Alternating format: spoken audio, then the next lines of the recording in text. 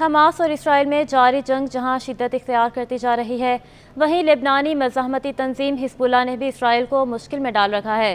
حزب اللہ نے تازہ حملہ کرتے ہوئے اسرائیلی ڈرون کو مار گرایا۔ اسرائیلی فوج نے اس بات کی تصدیق کی ہے کہ لبنان کی مزاحمتی تنظیم حزب اللہ نے صہیونی ڈرون مار گرایا۔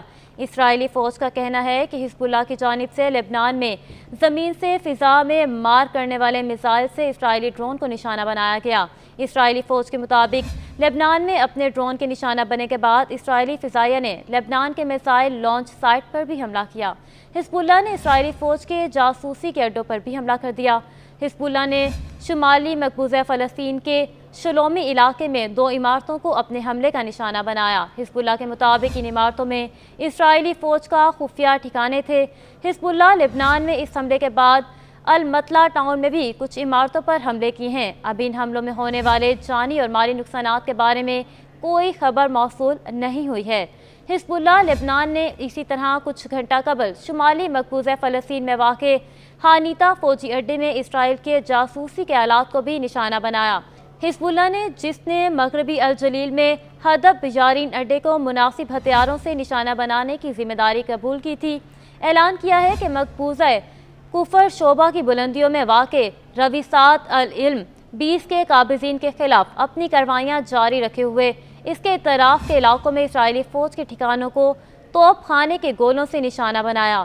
لبنانی مزاحمت نے اعلان کیا ہے کہ اس نے ایفن مناہیم ٹاؤن کے مشرق میں اسرائیلی فوجیوں کے ٹھکانے پر راکٹ سے حملہ کیا ہے۔ حزب اللہ لبنان نے بھی سرحدی علاقے الراحب میں قابض فوج کے جاسوسی آلات کو نشانہ بنانے اور ہدف کو درست طریقے سے نشانہ بنانے کی ذمہ داری قبول کی ہے۔ یاد رہے کہ 7 اکتوبر کو اسرائیل کی جانب سے غزہ پر حملے کے بعد سے لبنانی مزاحمتی تنظیم حزب اللہ اور اسرائیلی فوج کے درمیان لبنانی سرحد کے قریب جھڑپیں جاری ہیں۔ دونوں جانب سے ایک دوسرے پر کئی بار حملے بھی کیے جا چکے ہیں۔ لبنان کی مزاحمتی تنظیم حزب اللہ نے کچھ روز پہلے شمالی اسرائیل کے قصبے آرامشاہ میں فوجی تنصیبات پر گائیڈڈ میزائلوں سے حملہ بھی کیا تھا، جس کے نتیجے میں کئی اسرائیلی فوجی ہلاک اور 14 اسرائیلی فوجی زخمی ہو گئے تھے، جبکہ اسرائیل کو بھاری مالی نقصان بھی اٹھانا پڑا تھا۔ غیر ملکی میڈیا کے مطابق اسرائیلی فوج نے حملے کی تصدیق کرتے ہوئے کہا تھا کہ اس کے زخمی فوجیوں میں سے 6 کی حالت تشویشناک ہے۔ حزب اللہ کا کہنا تھا کہ اس نے شمالی اسرائیل میں گائیڈڈ میزائلوں اور ڈرون سے اسرائیلی فوجی تنصیبات کو نشانہ بنایا۔ حزب اللہ کا کہنا تھا کہ اسرائیلی فوجی تنصیبات پر حملہ عین البال اور شہابیہ میں مزاحمت کار سپاہیوں کی شہادت کا بدلہ لینے کے لیے کیا گیا تھا۔